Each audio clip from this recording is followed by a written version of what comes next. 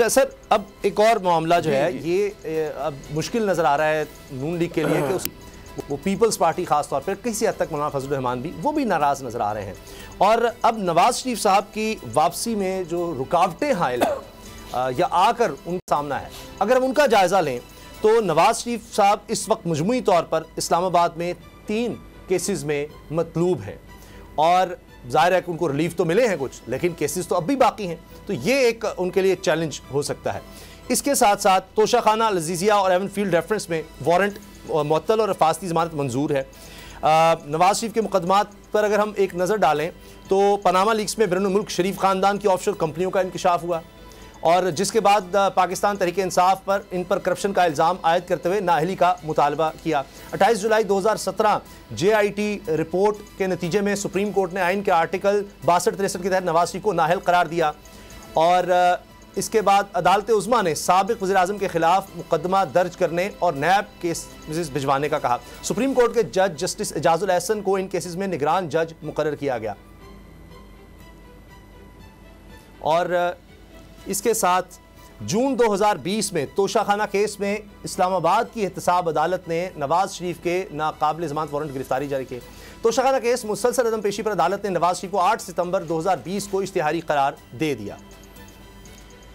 जुलाई 6, 2018 Avon field reference में नवाज शरीफ को 10 साल, मरीम नवाज को 7 साल और कैप्टन रिटायर्ड सफदर को 1 साल कैद की सजा सुनाई गई। ये हिस्ट्री है कि जिसके बाद फिर ये बाहर चले गए थे। सजा को इस्लामाबाद हाई कोर्ट में चैलेंज किया गया जिस पर अदालत ने सजा को मुअत्तल कर दिया।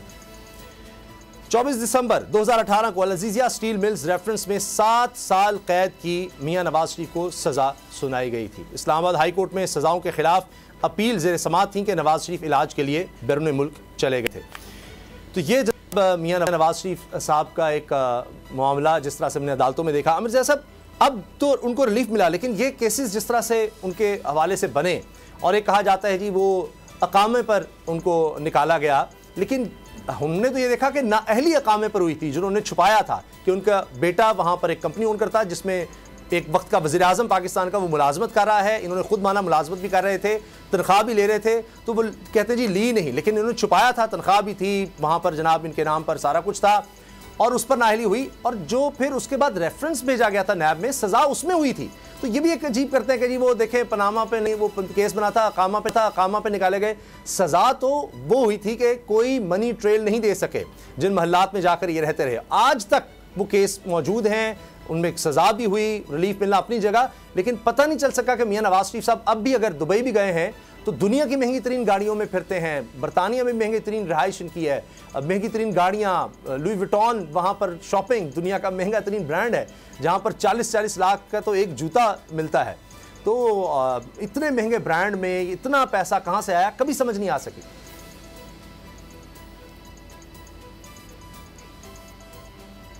और मेरे ख्याल में बार बार किए गए हैं, पार्लियामेंट में किए गए हैं, अखबारात में किए गए हैं, मीडिया पे किए गए हैं, अदालतों में किए गए हैं, लेकिन इसका शाफी जवाब कभी मिला नहीं, तशफ़ी बख्श जवाब कभी मिला नहीं है।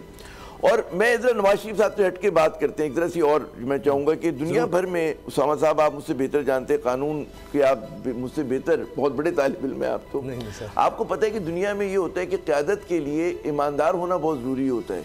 ये एक यूनिवर्सल रिक्वायरमेंट है, इसे मुसलमानों में नहीं है, क्रिश्चियंस में नहीं है, ज्यूज़ में नहीं है। मतलब आप किसी भी मुल्क को जिसने तरक्की की आगे गया है उसमें क़यादत का ईमानदार होना, उसका अकाउंटेबल होना बहुत ज़रूरी है। ये जमहूरी तकाजा भी है, ठीक है ना।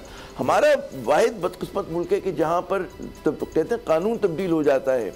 नैब का काम है अकाउंटेबिलिटी करे, लेकिन नैब जो है आप देखते हैं एकदम हथियार डाल देते हैं। एक दिन कभी देखते हैं कि नैब फुर्तियाँ दिखा रहा होता है, कभी नैब के ऊपर जो है आप देखें कि वो बहुत मतलब है कि जारहानापन से केसेस को जो है वो परसू करता है, लेकिन बाज़ औक़ात बिल्कुल गायब हो जाता है। तो ये क्या कैसा इंसाफ है, कैसी तहकीकात हैं, कैसी हमारी करप्शन के ख़िलाफ़ जिहाद है, लड़ाई है।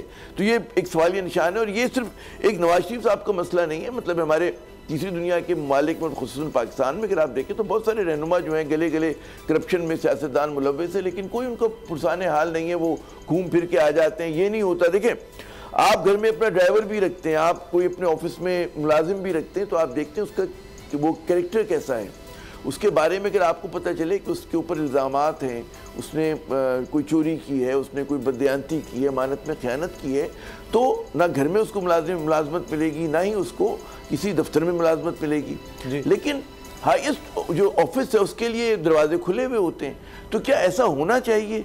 क्या 5 बरस की जो पार्लियामेंट ने, हमारी अधूरी पार्लियामेंट ने कानून साजी की, ये एक बड़ा लेजिटिमेट मॉरल क्वेश्चन है हमारे लिए कि क्या वो जायज़ थी?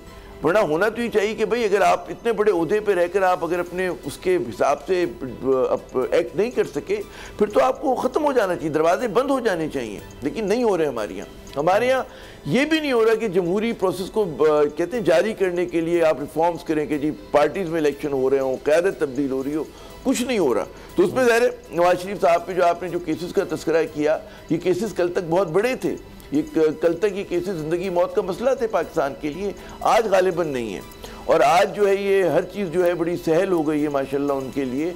और जैसे मैंने फिर दोहराऊंगा कि हमारे जो अदालती निज़ाम पे ताख़ीर का और सुस्त रवी का इल्ज़ाम है, वो जो नवाज शरीफ साहब को जितना क्विकली जस्टिस दिया गया, इंसाफ दिया गया, उससे धुल जाता है माशाल्लाह जी।